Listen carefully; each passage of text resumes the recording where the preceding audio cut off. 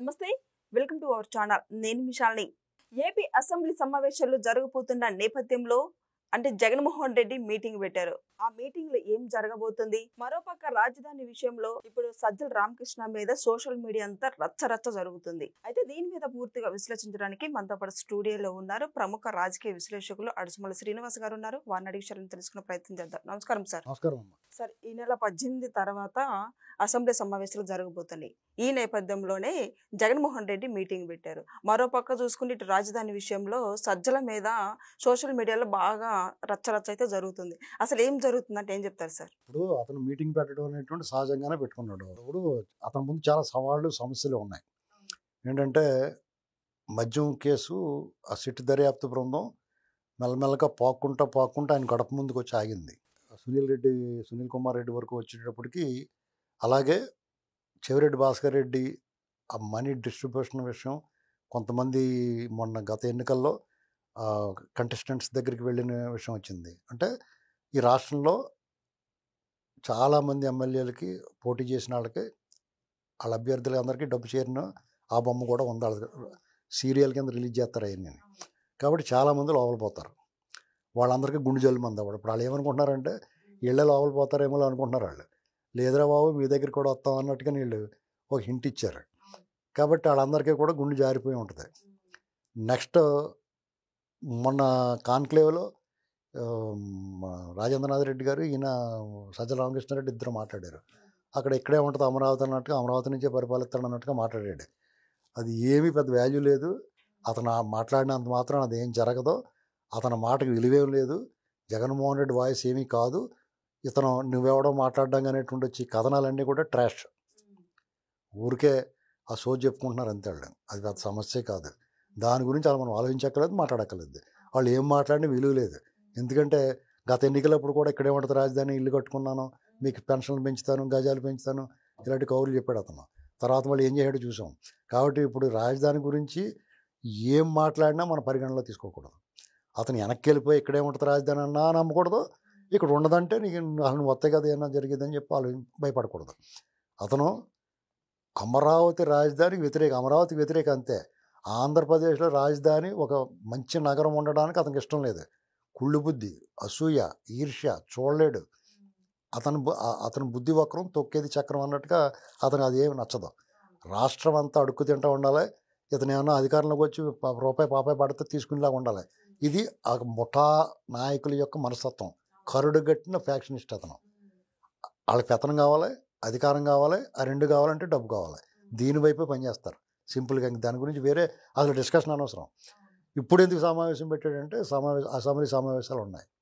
Assembly సమావేశాలకి ఇతను నా ప్రతిపక్ష హోదా ఇస్తేనే నేను వస్తానంటున్నాడు. అసంబద్ధమైన, అసలు అర్థం లేని వాదన, డిమాండ్ని వాళ్ళు ఎవరని తెలిసి అంటారని తెలిసినా కానీ సిగ్గు లేకుండా ప్రతి కూడా అదే మాట్లాడుతున్నారు. నీకు బుద్ధిలేరా? ఆలీ అంటాడు బ్రహ్మానందం ఒకసారి ఏదో సినిమాలో. బ్రహ్మానందం గారు పాప అంటే నిన్ను ఎవడు అడిగాడు రా అంటాడు. అలాగా ఇతను ఏ రకంగా ఇస్తారు? అది నీకు ఎందుకు వస్తుందిరా అని చెప్పి అంటున్నారు. అయినా సరే వాళ్ళు సిగ్గు లేకుండా మాకు ఇస్తేనే వస్తా ఉంటున్నారు. ఎవడెత్తాడు? ఎవడి జేబులో ఉంది? సరే, నీకు వాళ్ళ అసెంబ్లీ ప్రమాణ స్వీకారం అప్పుడు నువ్వు పులివెంద ఎమ్మెల్యేగా అందరు ఎమ్మెల్యేలాగా ఆ గేట్ కాడ దిగి నడుచుకు రావాలి. నువ్వు మాజీ ముఖ్యమంత్రి కాబట్టి నీకు కొంతమంది అన్నులు వెళ్ళి పెద్దలను అడిగితే వాళ్ళు అక్కడి వరకు పర్మిషన్ ఇచ్చారు. వచ్చిన తర్వాత నువ్వేం చేసావు? వాళ్ళతో చంద్రబాబు గారు మాట్లాడిన తర్వాత ప్రమాణ స్వీకారం తర్వాత నాకు ఇవ్వాలని అడుగు. నీకు ఏ హోదాతో అడుగుతావు? అక్షర క్రమంలో ఎమ్మెల్యేలు అందరితో పాటు నీకు ప్రమాణ స్వీకారం సమయం వస్తుంది. అయినా సరే నీకు ఛాన్స్ ఇచ్చారు. వీళ్ళందరి తర్వాత మంత్రుల తర్వాత ఇచ్చారు. అది నీకు చాలలేదు. స్పీకర్ ఎన్నికప్పుడు కూడా చేతులు పిచ్చుకుంటా ముళ్ళమే కూర్చున్నావు. ఎప్పుడు లేచి పారిపోదాం అన్నట్టుగా. నువ్వు చూడలేకపోతున్నావు. సమస్య నీ దగ్గర ఉంది. నువ్వు ముఖ్యమంత్రిగా సీట్లో చంద్రబాబు గారిని చూడలేవు. ఎందుకంటే నువ్వు ముఖ్యమంత్రిగా ఉండగా ఆయన ఎన్ని మాటలు అనిపించేవు, నువ్వు అన్నావు. అది నీకు ప్రతి క్షణం కర్మ అనేటువంటిది నీకు గుర్తు చేస్తూ ఉంటుంది.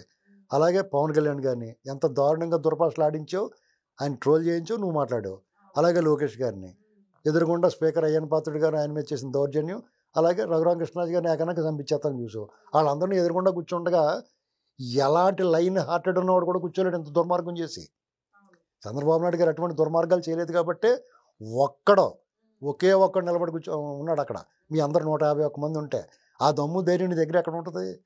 నువ్వు దొంగతనాలు చేసి, తప్పులు చేసి, నేరాలు చేసి, అవతల వాళ్ళు నువ్వు నానా మాటలని నువ్వు ముఖం ఎలా చెల్లుతుంది, అది చెప్పుకోలేక అది ఆడవలేక ఇలా చెప్తున్నారు ఏంటండి.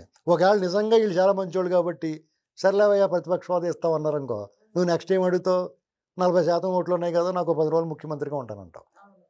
అసలు నువ్వు ఏదైనా అడుగుతావు.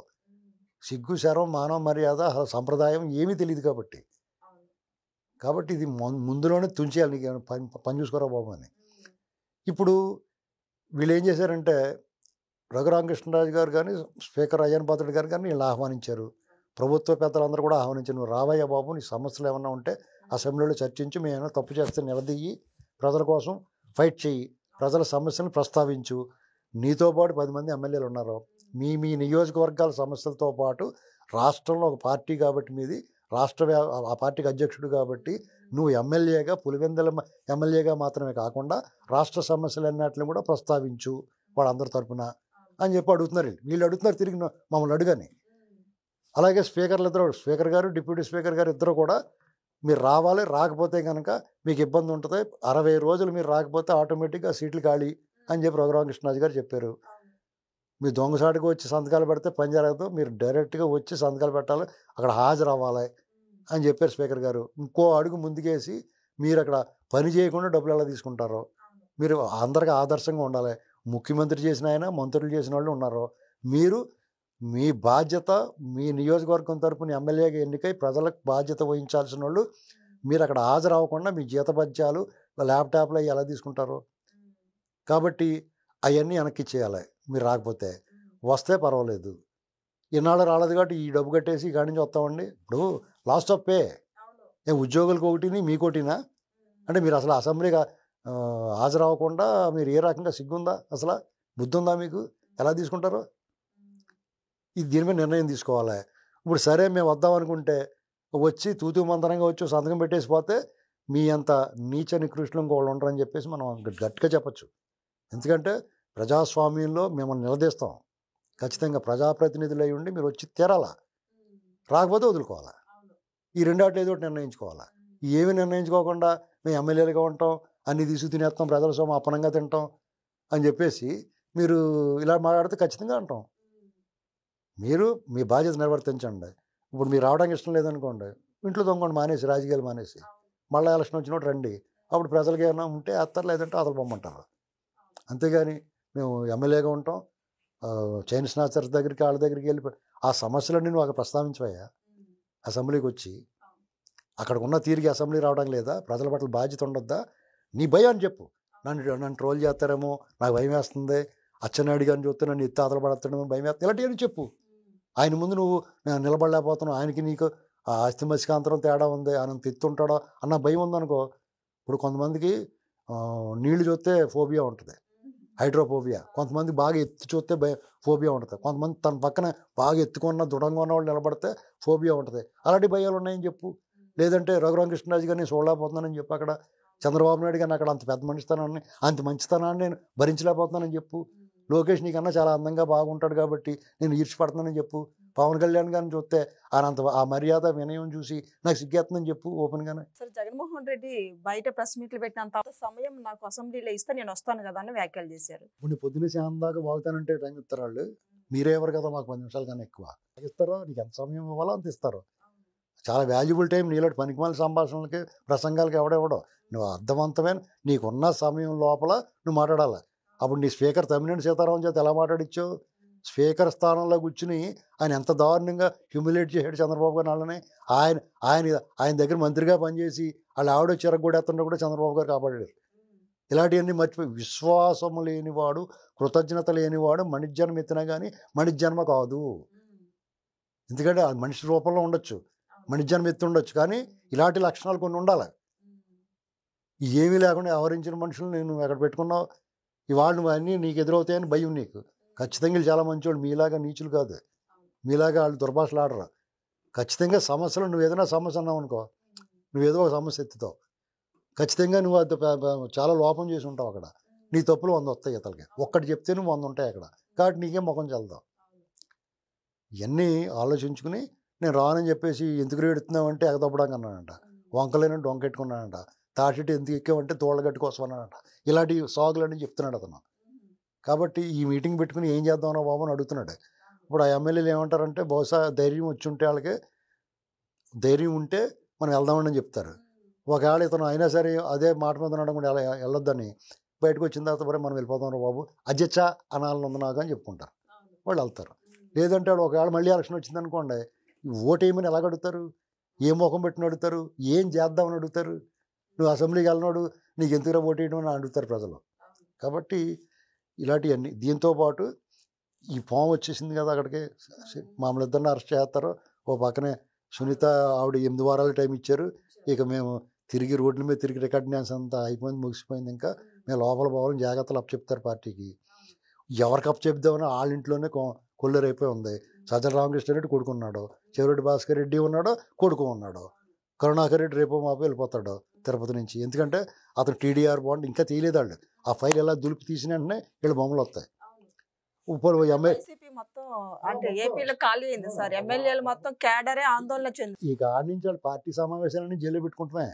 ఇప్పుడు ఎమ్మెల్యేలుగా పోటీ చేసిన వాళ్ళందరి మీద ఈ డబ్బు అందుకున్న వాళ్ళందరికీ వచ్చేద్ది. ఇప్పుడు టకా నోటీసులు వెళ్ళిపోతూ ఉంటాయి. ఆ నోటీసులు సమాధానం చెప్పుకోవాలి. వాళ్ళు నోటీసులు సమాధానం చెప్తుంటే నిజంగా మంచినీళ్ళు తాగి అటు ఇటు టీ తాగి లోపల అరెస్ట్ అంటారేమో అని భయం వాళ్ళకి. గుండె జారిపోతుంది వాళ్ళందరికీ.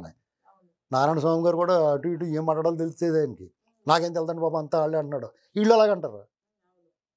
అప్పుడేమవుతుంది ఆటోమేటిక్గానే ఈ పాములన్నీ ఆయన చుట్టేసుకుంటాయి కేసులన్నీ. ఆయన ఈ మద్యం కేసులు వెళ్ళిపోవడం కూడా ఖచ్చితంగా బై డిఫాల్ట్ అతని బెయిల్ అన్ని రద్దయిపోతాయి. అప్పుడు ఆల్రెడీ బెయిల్ మీద తిరుగుతున్నాయి అన్నీ. ఇవి కాకుండా ఆఖరికి సర్వే రాళ్ళ మీద ముఖాలు వేసిన ఇతను ముఖం వేసిన ఆ కేసులతో సహా చుట్టుముడేస్తాయి. ఇంక ఇతని జీవితంలో బయటకు వచ్చే ప్రసక్తి ఉండదు. ఇతని జీవితం జైలుకి అంకితం అయిపోద్ది. ఈ జైలు నుంచి ఆ జైలుకి, ఈ కేసు నుంచి ఆ కేసు, ఆ కోర్టు నుంచి ఈ కోర్టుకి తిరగడం సరిపోద్ది. మరోపక్క అవినాష్ రెడ్డి కూడా అదే అతను కూడా వస్తాడు. అన్నదమ్ములు ఇద్దరు కూడా రామలక్ష్మణుల చెరుకు పక్కన ఉండొచ్చు, దగ్గర వేసుకోవచ్చు. ఆ రిక్వెస్ట్ పెట్టుకుని మా అందరం చోట ఏంటి బాబు మా మీటింగ్లో అయ్యి కబుర్లు చెప్పుకుంటాం, ఆడుకుంటాం, షటిల్ ఆడుకుంటాం, క్రికెట్ ఆడుకుంటాం. క్రికెట్ ఆడతారో ఇదివరకు క్రికెట్ టీం వెళ్ళింది ఆడుకుంటానికి. ఇప్పుడు క్రికెట్ ఆడుతుంటే చూడటానికి కూడా వచ్చేస్తారు వీళ్ళందరూ. ఈ ఎమ్మెల్యేలు ఇలాంటి వాళ్ళందరూ పోటీ చేసిన వాళ్ళందరూ అరెస్ట్ అయిపోతే వీళ్ళందరూ కలిపి చూస్తూ ఉంటారు ప్రేక్షకుల్లాగానే, వీక్షకుల్లాగానే. వీళ్ళు క్రికెట్ ఆడుకుంటూ ఉంటారు. ఇది పరిస్థితి. Thank you sir.